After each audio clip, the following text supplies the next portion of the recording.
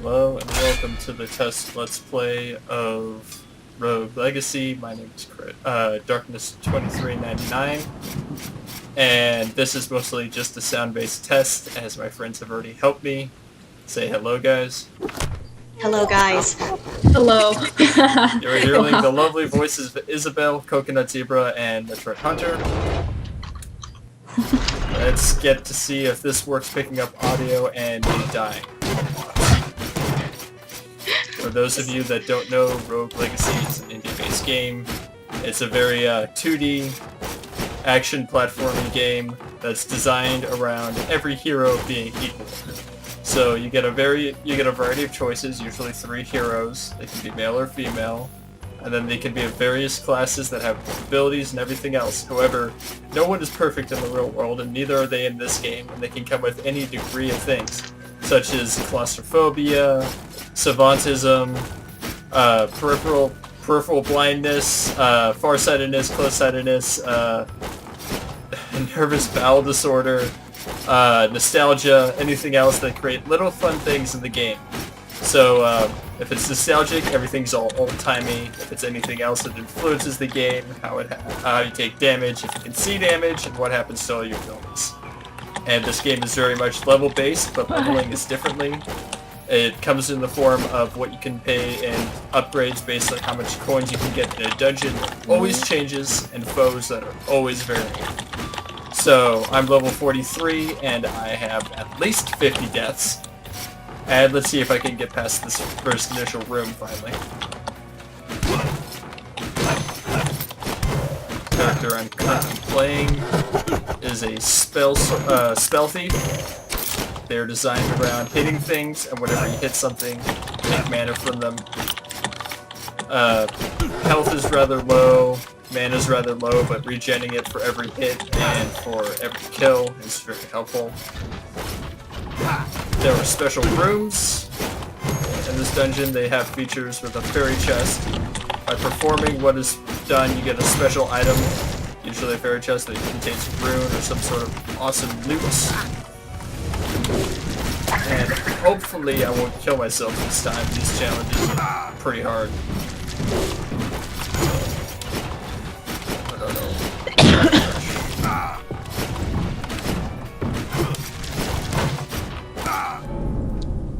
And I'm dead already. Sir Lancelot has been slain by a spike torrent. Sir Lancelot's parting words: make sure to expand your mana. You never know what new skills can be revealed.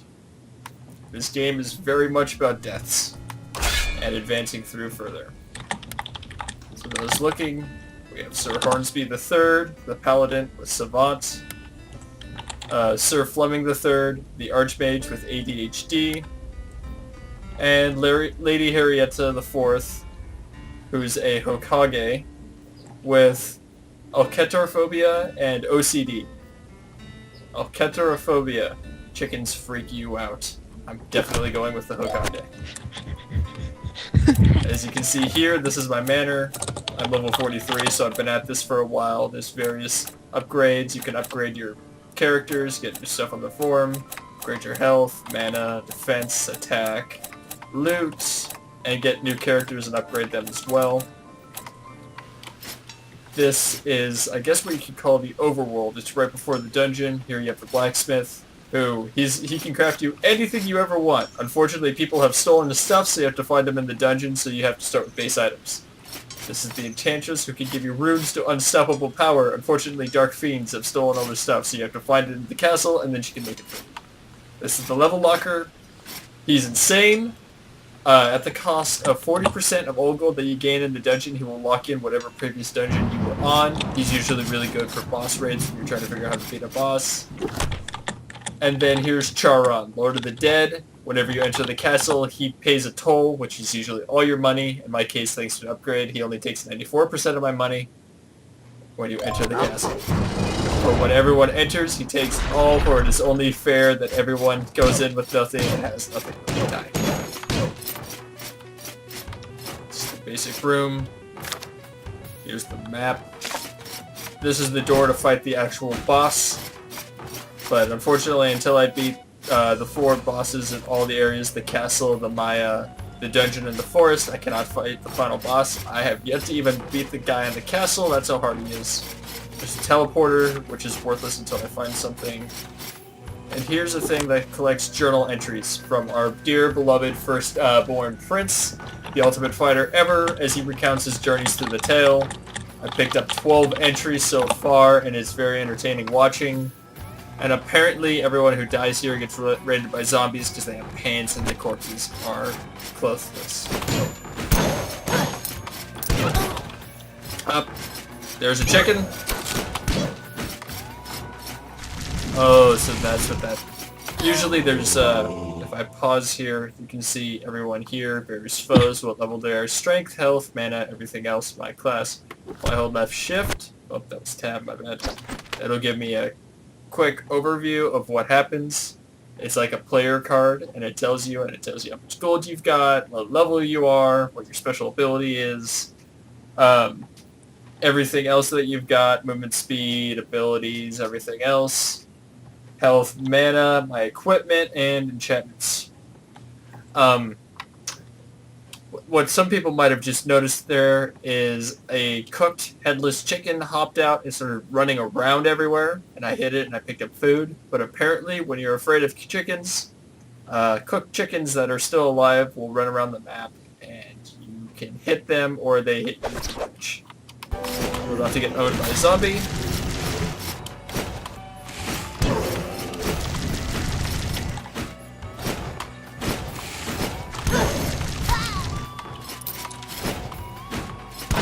Now you usually have, when you go into these, a set amount of health and mana.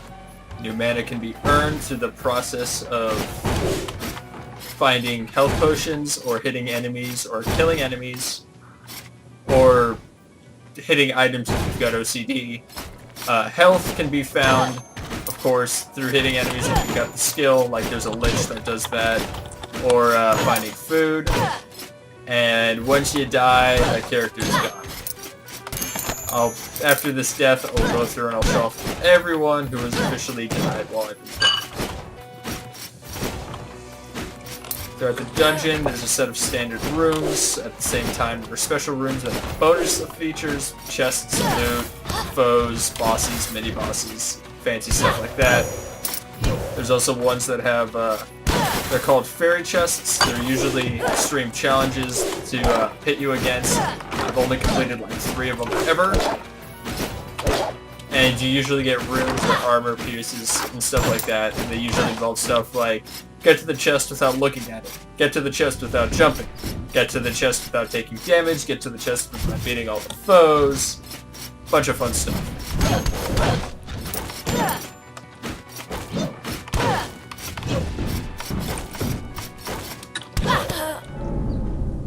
I just died there because shinobi are very powerful and they've got no health.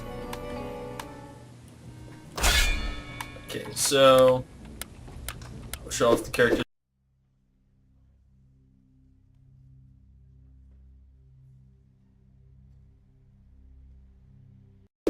If I went into this game knowing what would happen, I'm pretty sure I'd still have a lot of dead heroes by level 43, but since it's a learning game as you go, it's interesting. So we've got Jonas the Legendary Knight. He was the tutorial character. He was fantastic. He lived through 1 dungeon room. Sir Lee, Sir Forth, let's just count. 1, 2, 3, 4, 5.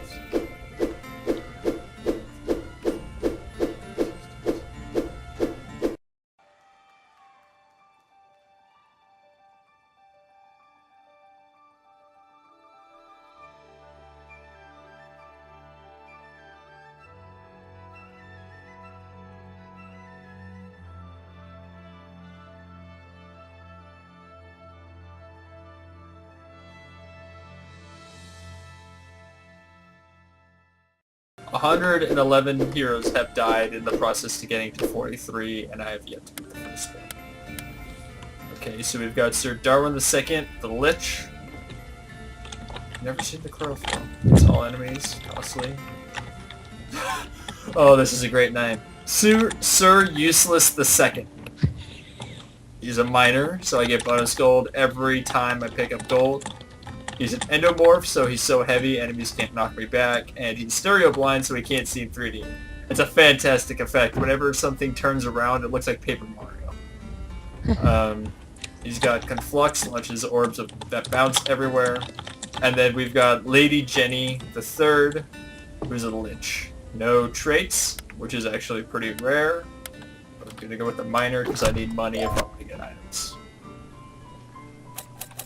As you progress, unlocking new things, the gold cost gradually goes up. So it's not like you can just assume to farm one thing over and over and over again. You've got to get progressively more gold as you go, but hopefully as you go, you're getting progressively better so you don't have to worry about it. It's pretty hard to get progressively better in this game.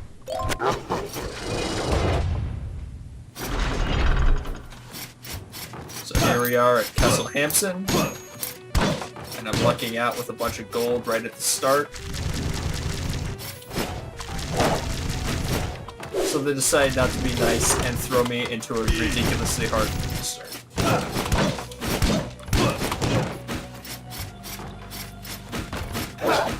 This game goes without saying, destroy everything you find, because everything will have something you need.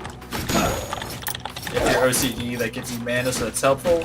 But for me, I'm looking mostly for coins, because I get a bonus. Usually, you get 10 coins, and then for the miner, it's 13 for a bonus. But through the expert price of leveling up a haggling skill, I get 11 coin standard and 14 as a bonus. Ooh, all the money.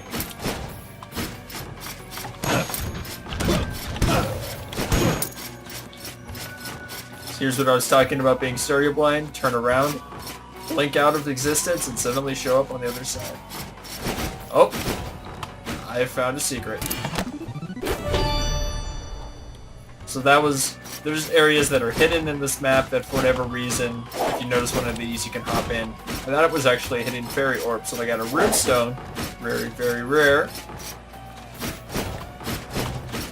Oh, I've currently got 3 runestones on me. I've also got second tier armor, which has art and weapons, which is already proven. Just because I have it doesn't mean it does anything. My runes, every time I kill an enemy, I get mana, usually 1 or 2. I can double jump. And if I hit Q or E, I can dash. Everyone loves dashing. It's really helpful for dodging. These are bonus runes, as you can see, big flashing question mark. They usually, like I said, have bosses or any cool stuff. This game is very procedural, so it's best to explore everything possible, unless you want to miss something and regret it. It also means you have to fight more foes and get more grief, but it's usually worth it. Ow. I say usually worth it because sometimes you get rooms where they're just absolute jerks and there's nothing you can do about it.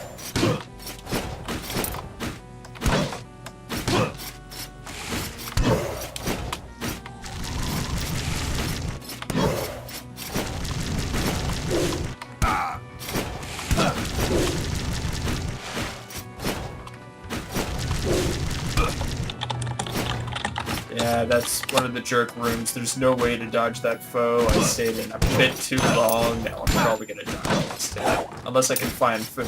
But knowing my luck and evil, yep. There he goes, he's dead. Sir Useless II has been slayed by a scout.